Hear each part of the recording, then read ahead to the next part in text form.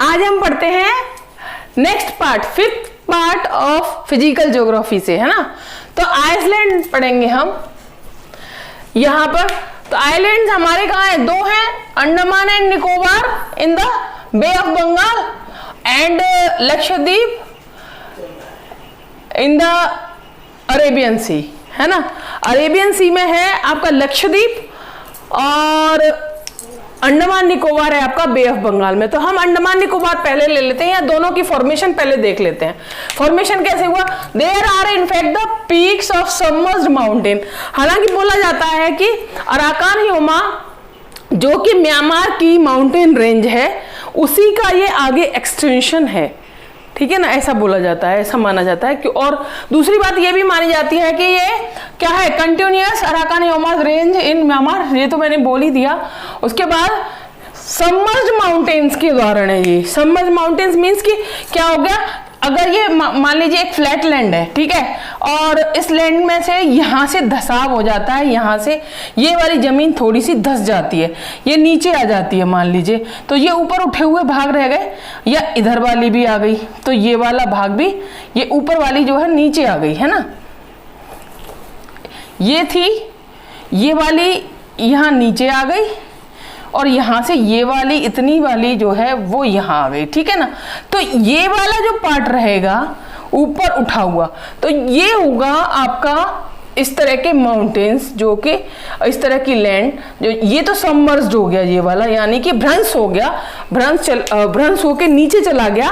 तो इसी तरह से ये बने हुए हैं कि यहाँ पर जो माउंटेन पीक आ रही थी, ये म्यांमार वाला एरिया है, ये देखा म्यांमार वाला एरिया है, ये इंडिया यहाँ तक है, यहाँ तक आपके नॉर्थ ईस्ट पार्ट वाले एरिया है, उसके बाद म्यांमार यहाँ से शुरू होता है ये वाला एरिया। तो यहाँ से म्यांमार की जो श्रेणी है अराकान ह्यूमा, उसी का ये आगे एक्सटेंशन बताया जाता है, और यहाँ से भ्रंश हो गई बहुत सारी भूमि, और ये उठे हुए पार्ट रह गए ऊपर। तो इस तरह से बोला जाता है कि ये सबमर्ज्ड माउंटेन्स के उदाहरण हैं, ये बोला जाता है। तो उसके बाद हम आते हैं कि इंपॉर्टेंट, हम पहले इसको लेंगे अंडमान निकोबार को, इसके बारे में जानेंगे कि अंडमान निकोबार को वैसे तो हम तीन तरह से पढ़ लेंगे इसको, इसका नॉर्दर्न पार्ट, मिडिल पार्ट और साउदर्न पार्ट। तो नॉर्दर्न पार्ट में देखेंगे कि सबसे इंपॉर्टेंट चीज थी यहाँ पर, ऊपर में जो आइलैंड था सबसे इंपॉर्टेंट इसका लैंडफॉल जो था वो नॉर्दर्न मोस्ट आइलैंड था इसका, और वो किससे अलग हो रहा था? अराकान ह्यूमा के कोको चैनल से, कोको जलमार्ग, यानी कोको जलमार्ग जो है उससे ये अलग हो रहा था, है ना। तो ये अलग हो रहा है कोको चैनल से। कौन सा? लैंडफॉल, जो इंडिया का अंडमान निकोबार का, अंडमान का जो है सबसे नॉर्दर्न मोस्ट आइलैंड है, वो है लैंडफॉल। और लैंडफॉल किससे अलग हो रहा था? कोको चैनल से। कोको यानी कोको चैनल कहाँ पर है? म्यांमार का कोको आइलैंड है, उसमें कोको, वहाँ कोको चैनल है, दोनों के बीच जो जलमार्ग यानी कि समुद्री एरिया जो है वो कहलाएगा आपका चैनल, यानी कि कोको चैनल उसका नाम है। तो कोको चैनल से सेपरेट किया हुआ है, सेपरेट है ये। तो कोको चैनल में एक इंपॉर्टेंट बात है कि वहां पर चाइना ने लगाया हुआ है क्या भाई? इलेक्ट्रॉनिक सर्विलेंस सिस्टम लगाया हुआ है, यानी निगरानी सिस्टम कह लीजिए, इलेक्ट्रॉनिक निगरानी सिस्टम यहाँ लगाया हुआ है चाइना ने, है ना।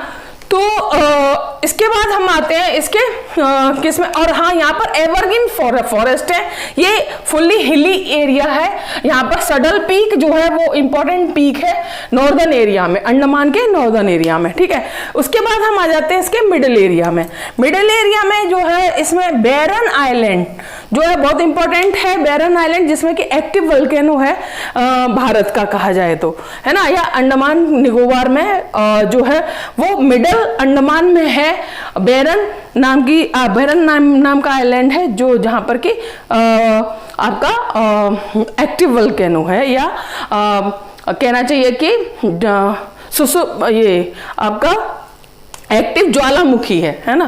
तो इसके बाद हम आ जाते हैं साउदर्न पार्ट पर। साउदर्न पार्ट में क्या है? कैपिटल है इसकी पोर्ट ब्लेयर। साउदर्न पार्ट में पोर्ट ब्लेयर इसकी कैपिटल है अंडमान निकोबार की, वो साउदर्न पार्ट में है। और इसका साउदर्न मोस्ट पॉइंट है ग्रेट निकोबार, जहां पर कि इंदिरा पॉइंट है, जो सबसे नॉर्दर्न मोस्ट पॉइंट है इंदिरा पॉइंट, ग्रेट निकोबार में है, ग्रेट निकोबार आइलैंड्स में है, और जहाँ पर बायोस्फीयर रिजर्व्स हैं और फिशरिंग और टाइडल एनर्जी के लिए इंपॉर्टेंट प्लेस है। उसके बाद मैं एक चीज और बताऊंगी कि अंडमान वाला एरिया जो है वो ऊपर वाला है और नीचे वाला एरिया निकोबार वाला एरिया, और दोनों के बीच 10 डिग्री चैनल के द्वारा ये अलग होते हैं दोनों, अंडमान और निकोबार, ठीक है ना। तो इस तरह से हम देखते हैं कि अंडमान निकोबार जो है वो अपने आप में एक काफी महत्व रखता है इंडिया को लेके। सो ये है अंडमान निकोबार। उसके बाद हम देखते हैं लक्षद्वीप। आइए अब देखते हैं लक्षद्वीप वाला पोर्शन। लक्षद्वीप क्या है? It is an example of coral island. Coral island के उदाहरण है ये, कहा जाता है, क्योंकि कोरल आइलैंड के उदाहरण इसीलिए कहा गया है कि ये कोरल पॉलिप जो नाम का जीव होता है समुद्र में, उसके स्केलेटन जो है जमा होते चले जाते हैं किसी किनारे या किसी द्वीप के एकदम साइड में। तो ये क्या करते हैं, ये कोरल आइलैंड का फॉर्मेशन कर देते हैं।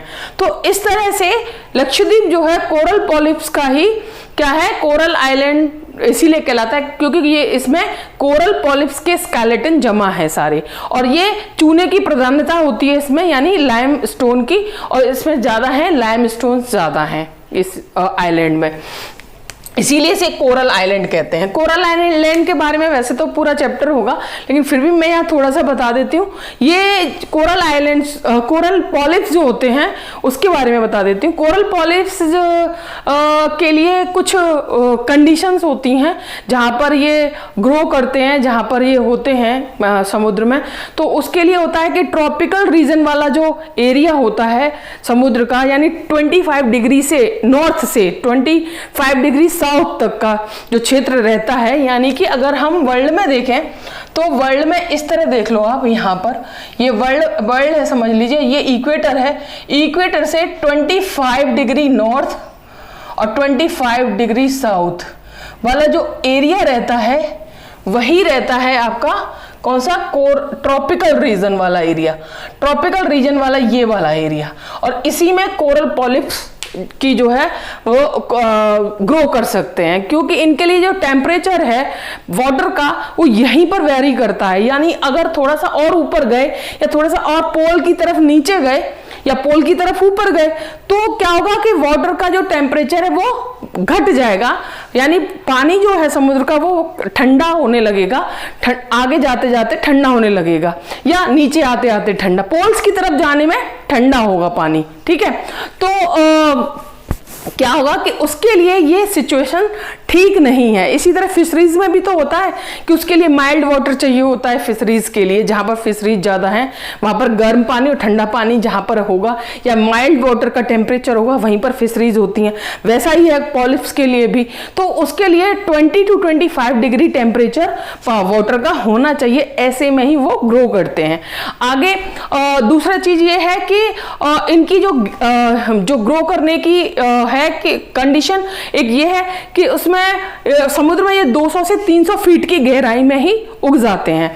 कोई टेबल लैंड जैसा है अगर समुद्र में टेबल लैंड, उस पर ये ग्रो कर जाते हैं, ठीक है ना।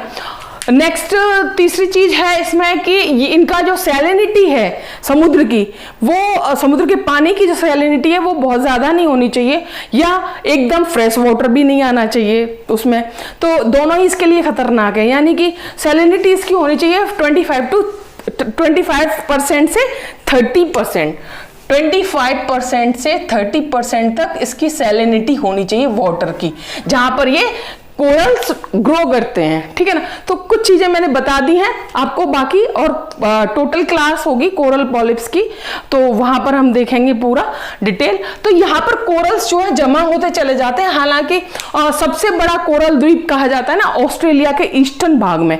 हम लोग जब वर्ल्ड ज्योग्राफी करेंगे इसमें उसमें देखेंगे हम, मीन्स कि हम देखेंगे आपके कॉन्टिनेंट्स, तो कॉन्टिनेंट्स में हम आपको बताएंगे कि ऑस्ट्रेलिया वाले पार्ट में कि ईस्टर्न पार्ट में सबसे बड़े कोरल आइलैंड हैं ऑस्ट्रेलिया के। तो वैसे ही वहाँ पर भी जमा हुआ है, काफ़ी सालों से जमा होते चले जा रहे हैं और काफ़ी बेनिफिशियल होते हैं। इसमें पूरा एक टॉपिक है ये कोरल पॉलिप से, काफ़ी मतलब आपके जो ऐसे वाला पोर्शन है आपका आईएएस में, उसमें आता है, काफ़ी ऐसे आते हैं कोरल पॉलिप्स पे, कोरल आइलैंड्स पे। तो इस तरह से आप इसको एक अलग टॉपिक के रूप में भी तैयार करना चाहिए आपको, जो कि मैं करवाऊंगी पूरा टॉपिक, तो वहां से आपको तैयार हो जाएगा। तो आइए फिर देखते हैं नेक्स्ट। इसमें made up of coral rocks से बना हुआ है, मैंने बता दिया। It is a region of great biodiversity, रहेगा ही रहेगा। यहाँ पर काफी अलग अलग तरह के एनिमल्स होंगे, फ्लोरा फोना अलग अलग तरह के यहाँ पर मिलेंगे। नेक्स्ट एंड्रोट, आद्रोत भी कहते हैं इसको, is the land is the largest, मतलब कि लार्जेस्ट आइलैंड जो है इसका आद्रोत है, एंड्रोट भी कहते हैं इसको। हालांकि अमीनी द्वीप जो है उसका सबसे बड़ा, इसका क्या है, द्वीप समूह है सबसे बड़ा, जबकि ये द्वीप है केवल, है ना, आइलैंड है। नेक्स्ट है Kavaratti is capital of this island, है ना। तो कावारत्ती इसकी राजधानी है। It is separated to the Minicoy island of 9 degree channel, मतलब मिनिकॉय आइलैंड से ये 9 डिग्री चैनल के द्वारा सेपरेट है। ये है मिनिकॉय, ठीक है। मिनिकॉय से ये 9 डिग्री चैनल के द्वारा अलग है। उसके बाद 8 डिग्री चैनल सेपरेट करता है मिनिकॉय को, यानी नीचे 8 डिग्री चैनल, ये है 8 डिग्री चैनल, ठीक है। यहां पर आ गया तुम्हारा 9 डिग्री, यहां हो गया, ठीक है। 8 डिग्री यहां हो गया, 8 डिग्री चैनल, जो कि इसको अलग करता है। किसको अलग करता है? 8 degree channel separate Minicoy island and Maldives, नीचे मालदीव है, मालदीव को अलग करता है, ठीक है। मालदीव हमारा क्या है, एक हमारा पड़ोसी देश है, हाँ, तो मालदीव को अलग करता है। उसके बाद it is known for the huge biodiversity, और ये पूरा ही, जैसे कि मैं पहले बता चुकी हूँ, ह्यूज यानी काफी डाइवर्सिटी के लिए जाना जाता है। फ्लोरा एंड फोना, अलग अलग तरह की वेजिटेशन एंड अलग अलग तरह के एनिमल्स यहाँ पर होते हैं। तो इस तरह से हमने देखा कि जो है लक्षद्वीप के बारे में, और अंडमान निकोबार हम पहले देख चुके हैं। उसके बाद ये आइलैंड्स वाला टॉपिक आपका पूरा हो गया है। नेक्स्ट टॉपिक हम लेंगे डेजर्ट, ग्रेट इंडियन डेजर्ट। सो तब तक के लिए बाय बाय।